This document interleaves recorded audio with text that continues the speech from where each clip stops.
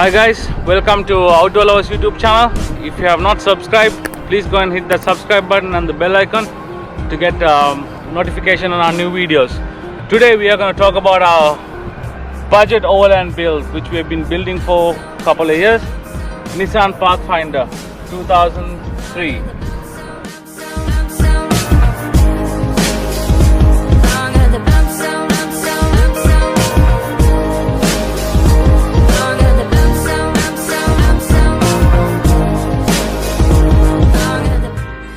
So, why do we call this a budget build? Why do we call it a budget build? A good question. So, we had looked at plenty of other options to build something, but we picked this up one thing as we suggest budget. It's not a very expensive platform, and it's a platform which has been neglected or not been very famous among overlanders all over the globe. One reason being it's not resting on a chassis, it's a unibody, but it's very capable with its 3.5 liter engine. And we have gone through salvaging used parts and researching on cost as far as brands concerned. So we have really looked into the cost factor when we build this. So that's why we call it a budget build.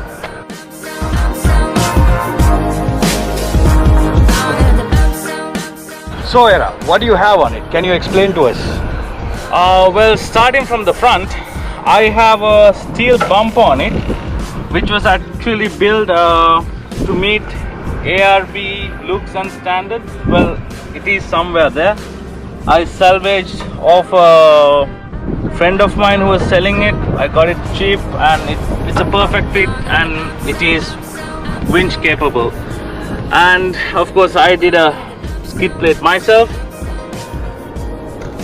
which have been serving me so far, and very cheap LED lights.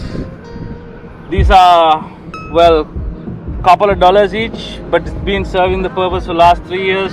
I'm happy with it. If you see, the workmanship is so well. It is for a high lift jack. So that is what I have in the front.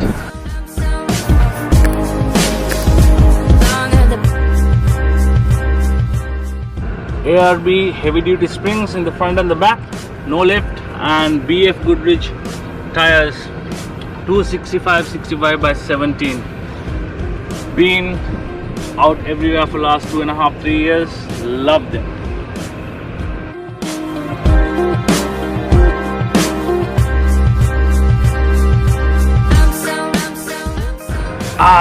The awning. It's a 2 meter by 2.5 meter awning that we got from Long Road Campus, China. It was once again a budget option and worked perfect well for last 4.5-5 years. Happy with it. We paid a fraction of what we pay for the so-called namely awnings. Happy with it. Alright, another important part, the side lights and the awning lights, which are pre-wired and set. It's already fixed right under the awning, and the wires are set. I'll explain to you in a little while how it works.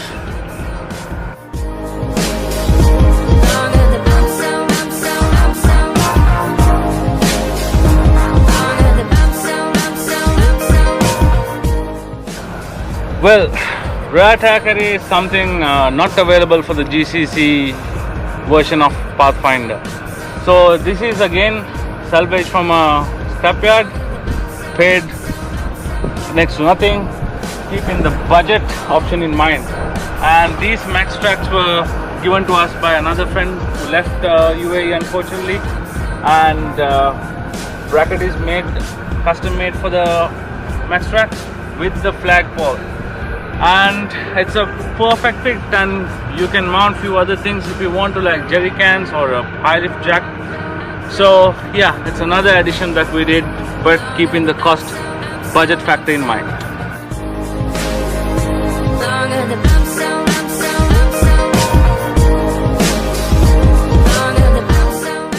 Well, here we have a lot to talk about.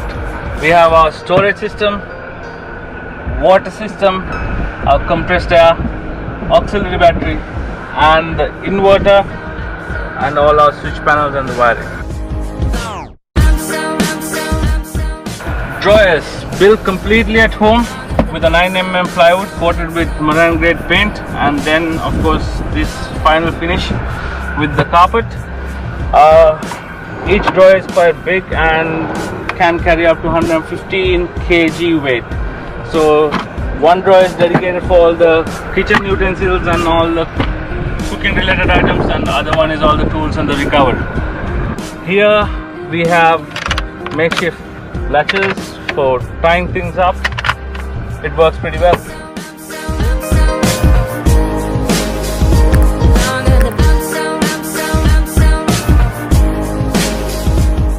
That's our auto water pump with a 20-liter simple jerry can solution, and worked really well. Good for take a wash and wash our cooking items, for anything, even to pressure the mud off the tires. Well, we have our onboard air compressor, which has 160 liters per minute flow, and been using for last 5 to 6 years. Again, we have thought of the budget concept here, bought a really economical pump, been working perfectly well with us, and yeah, it's connected to the main switch panel.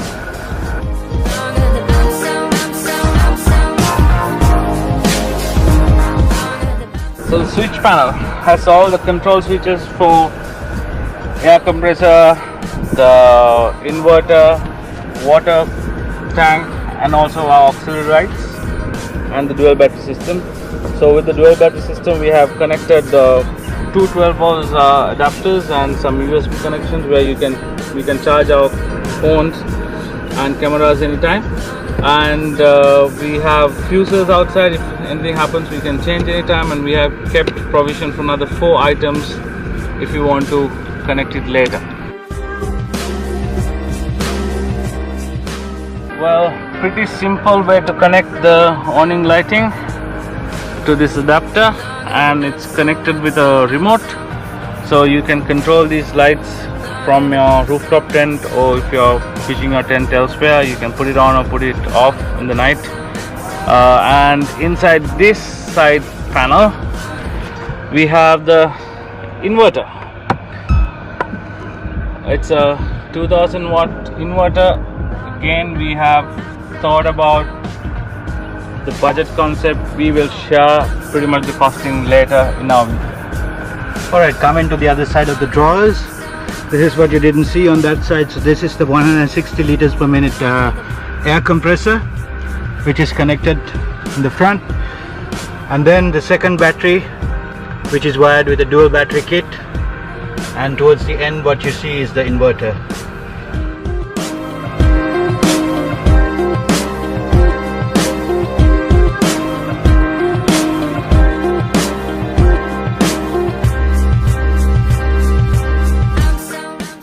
What have we got in the dash? Well, cabin and the dash is pretty basic. Right here we have the switches for our auxiliary lights. These two are for the front drive lights, and this is for the side lights separately. And well, again, a basic communication system, simple walkie-talkie, and 2 battery monitors for the auxiliary and for the main battery. And this is additional ports to charge in cabin if you want to charge our phone or camera gear, anything we need to charge. So that's pretty much about it in the cabin and on the dash.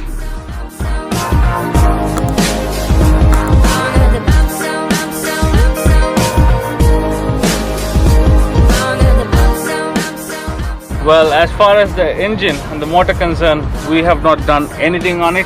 This 3.5 liter engine been absolute pleasure for last 7 years, and so no modifications at all as far as the drivetrain concerned. Motor is pretty basic, air intake, everything is basic. Well, what we have here is our dual battery system. Why don't you explain that, Bazi? Alright, so what we've got under the hood here is just the power mod for the dual battery system. It's a 140 amp NOCO marine grade dual battery isolator. So it has been doing the job for the past 2-3 years, and it's just been an absolute beauty performing its job.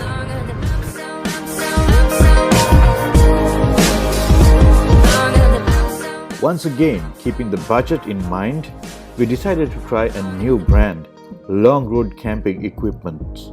That's for the rooftop tent. We've had it for over 4 years and put it to optimum use in very harsh conditions.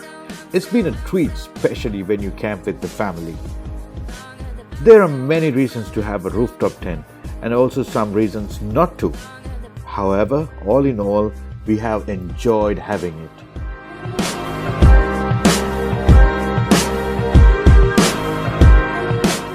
Make sure you subscribe to the channel and click that bell icon so you get the latest videos as and when we release it.